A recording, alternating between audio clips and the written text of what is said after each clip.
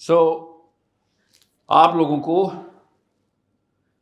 बस बेसिक नफ्सियात बता दूं। एक बच्चे को तीसरे चौथे पांचवें साल के अंदर अंदर एक वैल्यू चेन क्रिएट करनी ज़रूरी होती है। वैल्यू चेन क्या होता है? पूरी लड़ी होती है, चेन लड़ी को कहते हैं कि step by step only 3 step process है करेज, शुजात की ट्रेनिंग देना। ठीक है, बच्चे से ने क्या लड़ाइयाँ करनी है? उसने झगड़े तो नहीं करने, उसने जिम तो नहीं जाना ना। उस 4 साल के बच्चे को फिजिकल स्ट्रेंथ नहीं देनी होती।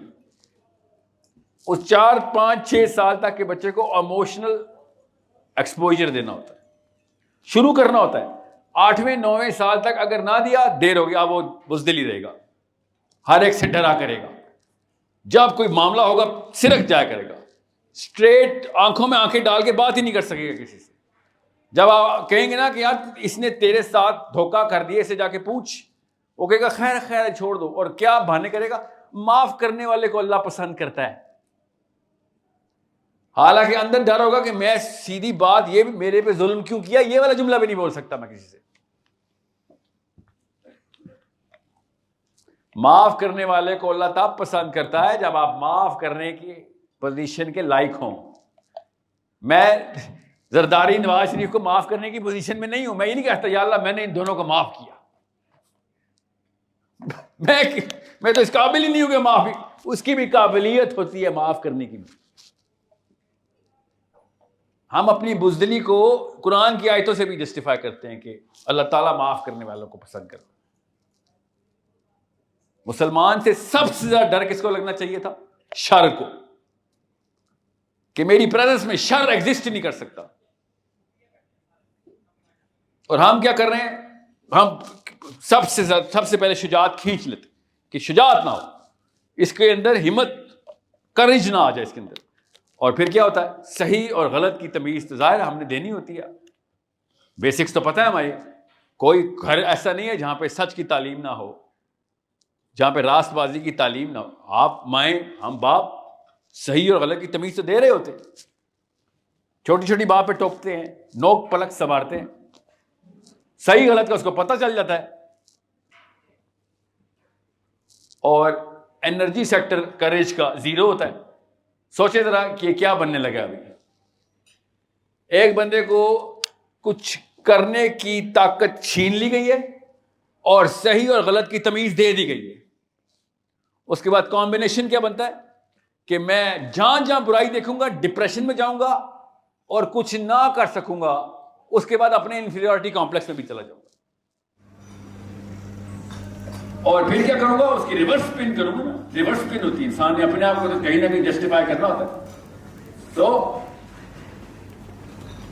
नीचे अपने बेटों को, हमारे बच्चों की बात हो रही है, वो बड़े होके अपने बेटों को फिर ऐसे हीरो क्रिएट करके देंगे अपने अमाल में कि जिसमें बुराई रोकनी ही नहीं है। बिकॉज क्योंकि मैं तो रोक नहीं सकता, मेरी मां ने मुझे मुश्किल कर दिया था। अब अपने बेटे के सामने मैं ऐसा हीरो क्रिएट करूंगा जो बुराइयां नहीं रोकता, वरना मैं जीरो हो जाऊंगा और चेन कंटिन्यू हो जाएगी। इसलिए आपको पता चलेगा कि हमारे ज्यादातर हीरोज ऐसे एट्रीब्यूट रखते हैं जिसमें सब कुछ शामिल है, बुराई को हाथ से रोकना शामिल नहीं। एक्चुअली ये जुमला अब मायूब लगना शुरू हो गया है, हल्का हल्का सा अननेचुरल सा, कि बुराई हाथ से क्यों रोके? दिल में बुरा जानो ना पहले। जब दिल में भी नहीं बुरा जान लो तो फिर उसके बारे में आवाज उठाओ, और अगर वो भी नहीं कुछ हो रहा तो फिर हाथ से रोको ना। हमें साइकोलॉजी लगना शुरू हो गई। आपके दिमाग में भी यही वाली साइकिल ज्यादा सेंस बना रही है ना कि सर पहले मैं बुराई को बुरा तो मानूं, उसके बाद मैं कुछ उसके बारे में आवाज तो उठाऊं, और अगर ये भी नहीं हो रहा तो फिर हाथ तो उठाऊं, है ना? लगता है तो ऐसे ही ना, फितरी साइकिल। ये इतनी तवाज़ो मेरे लिए, आप सोच सकते हैं मैं इस हालत में खा सकता हूँ। ये कोई जश्न का मौका है। टॉपिक सुनिए जरा, फ्लेवर में क्या बात करूं। नेचुरल साइकिल क्या है कि पहले बुराई को बुराई माने, उसके बाद उसके बारे में आवाज उठाएं, और अगर नहीं हो सकते तो हाथ से रोकें। कॉमन सेंस के खिलाफ बात है कि तुझसे आवाज तो उठाई नहीं जा रही, दिल में तो बुरा जान नहीं सक रहा, तो आवाज उठाएगा। किस चीज की आवाज उठाएगा? तूने तो दिल में नहीं बुरा जानता, और अगर तू आवाज भी नहीं उठा सकता, इतनी तेरे कमजोर है, और तू हाथ उठाएगा आगे जाके। ये किसी ने 2 नंबर पट्टी पढ़ाई है कि तेरी जबान की हिम्मत तो है नहीं, मुंह खोलेगा तो मारा जाएगा, मगर टार्जन बनने की तेरे अंदर हिम्मत है। ये उल्टी किताबें हमें पढ़ाई जाती हैं। जिसको कोई बच्चा भी कह देगा कि अम्मी ये उल्टी बात क्यों कर रही है, एक चीज को मैं बुरा ही नहीं मानता, उसके खिलाफ बात क्यों करूं, और समझ ले मैं बात नहीं कर सकता, बुरा तो मानता हूं मगर हिम्मत नहीं, बात तो मैं वो वाली हिम्मत कहां से लाऊं? अचानक ही वो वाली हिम्मत आ जाएगी। एक कमजोर बंदे को अचानक हिम्मत आ रही है कि हाँ बात नहीं करनी, बस जाके गला दबा देना है शैतान का। ऐसे नहीं होता। नबी इस्लाम ने इसलिए साइकिल सीधी करके दी कि हर मुसलमान, जब अल्लाह ताला ने कहा ना तुम बेहतरीन उम्मत इसलिए हो क्योंकि नसारा क्या करते हैं, क्रिश्चियंस, वो अमर बिल मारूफ करते हैं, अच्छाई की भलाई की तलकीन करते हैं। That is what the Christians are doing. But तुम खैरुल उम्मा हो, you are superseding everybody, because तुम सिर्फ अच्छाई की तलकीन नहीं करते, तुम जाके बुराई को रोक लेते। बुराई को हाथ से रोकने की कैपेबिलिटी आपको बता रहा हूं। चोंच बड़ी करें और हिम्मत ट्रांसफर करें। नबी इस्लाम ने इस आयत के ऊपर इरशाद फरमाया कि जब मुसलमान बुराई देखता है तो सबसे पहले क्या करता है, एकदम हाथ से पकड़ लेता है उसको, सबसे पहले हाथ से रोक। गोरे अपनी तमाम तर फिलॉसफी के बाद लाचार हैं कि तुम्हारे नबी ने ये चक्का उल्टा कैसे कर दिया। पहले दिल में बुरा जानते हैं, बाद में कुछ नेक्स्ट स्टेप 2 पे आता है। थर्ड स्टेप है ढीठ को सजा देना। आपके भी ज़हन में गोरों वाला चक्का नॉर्मल लग रहा है अभी, हमें इस्लाम में ये चक्का according to the western philosophy तो हमारा साइकिल उल्टी है कि पहले बुराई देखो, पहले हाथ से पकड़ लो।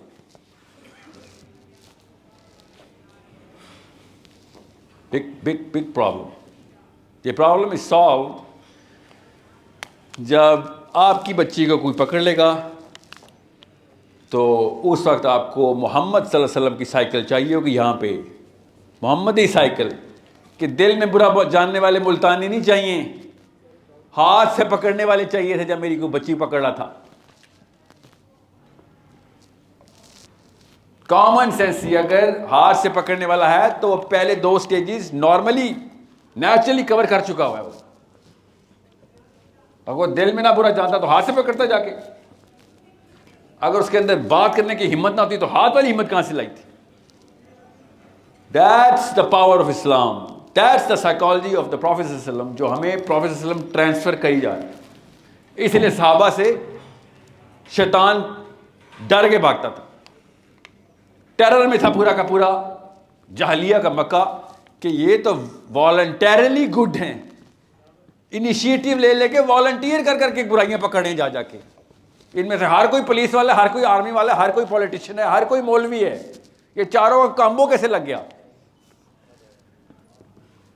That is what I am saying. ये 4 का कॉम्बो मुझे आपके बच्चों में चाहिए, और उसके लिए माएँ चाहिए होती, बहादुर माएँ कुर्बानी देने के लिए तैयार हों कि मैंने क्या कुर्बानी, ना खून निकल ना पसीना, इमोशनल करेज डालनी है बस। ना बड़े होके ना वो आपका खून निकलने देगा ना पसीना। इतना जरीब बच्चा हमारा बड़ा होगा, प्रोटेक्टर होगा अपनी माओ बहनों का। अभी वही बच्चे जिनके नखरे पाल रहे हैं ना, वही बड़े होके, पिछली नस्ल ने सबूत दे दिया है, माओ को ही रुला रहे हैं बैठ के, बापों को ही रुला रहे हैं, क्योंकि जोर ही उन पर चलता है। बस बुज़दिल का तो जोर चलता ही अपने लाचारों के ऊपर है। किसका शिकार कर रहा है? अपनी माओ बहनों का शिकार करता है, बापों का प्रॉपर्टी के पीछे, जायदादों और बीवियों के पीछे। बड़े बड़े रीच, बाकी के सारा भी चिड़ियाघर भर दिया हमने पार्लियामेंट हाउस से, उनको नहीं कोई कुछ कहता। माओ को पकड़ लेते, बापों को पकड़ लेते हैं। जहां जहां बुजुर्ग देखा पकड़ लिया, बच्चा देखा पकड़ लिया। ये है हमारा इस वक्त पाकिस्तानी मुसलमान। ये तो लड़का और लड़की का करिए, वही बड़ी होके वो भी चालें चलती है। डोमेस्टिक सियासत, शातिरपन, बुज़दिल तो छुप के वार करेगा ही करेगा, बहादुर होता सामने आके वार करती। इसलिए आप सबको पता है अपनी अपनी नंदों की और सासों की चालों का। सामने एक दूसरे से प्यार। हम सबको पता है अपने अपने बॉसेस के सामने हमारी मुस्कुराहटें, अपने अपने अफसरान के सामने जी, हम पता है कोई कह ही नहीं सकता यार तुझे तो पता है तेरा बॉस 2 नंबर। कैसे कहूं, वो बचपन में मां ने इमोशनल कर ही नहीं डाली। एक बाप या एक बॉस हमसे फतह नहीं हो रहा, हमने इस्लाम के नाम पे दुनिया फतह करनी है और एक ही फतह करना होता है, याद रखिएगा।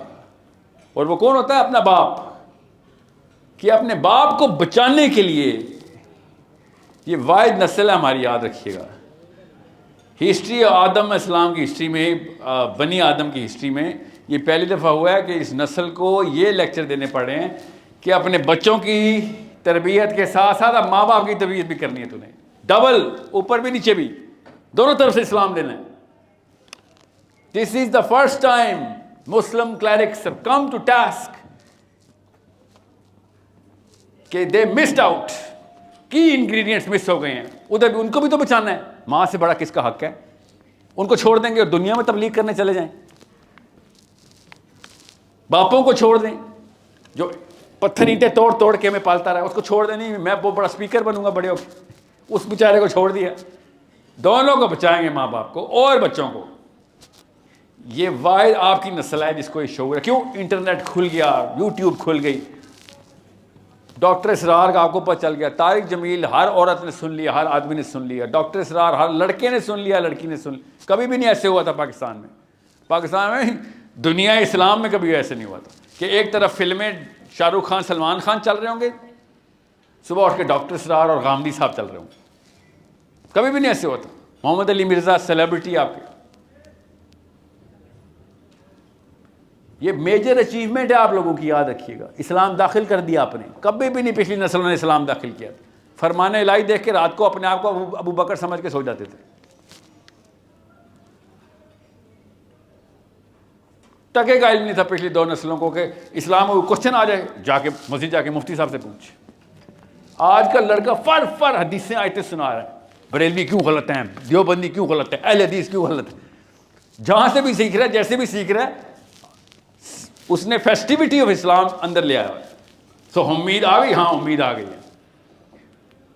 अल्लाह जज़ाए खैर दे, उम्र दराज करें इन नामों की जो मैं ले रहा हूँ। तारिक जमील साहब, गांधी साहब, डॉक्टर इसरार साहब, मोहम्मद अली मिर्जा साहब, Tariq Masood, they did it, they open the horizon for our kids. ऐसे ऐसे लेवल के ऊपर IQ बनना शुरू हो गया बच्चे का, जिससे पहली किरण नजर आई है, एक चिड़िया उड़ी है। एक चिड़िया को देख के और भी चिड़िया उड़ेंगी। मसला यह है कि आपने उसको किसी और चीज से मिक्स नहीं करना। आप बस गौर समझे, उन्होंने शुरू किया है, इस यूथ ने शुरू किया है इन लोगों को पकड़ना, उनका हाथ ना रोक देना। क्योंकि एक ऐसी साइकोलॉजी है जो हम बुजुर्गों पे आएगी कि जब बच्चा इन स्कॉलर की तरफ जाएगा तो हमें पता होगा कि सबसे पहले हमें गलत साबित कर देगा। याद रखिएगा, ईगो ट्रिगर होगा, डिफेंस मैकेनिज्म है हमारा।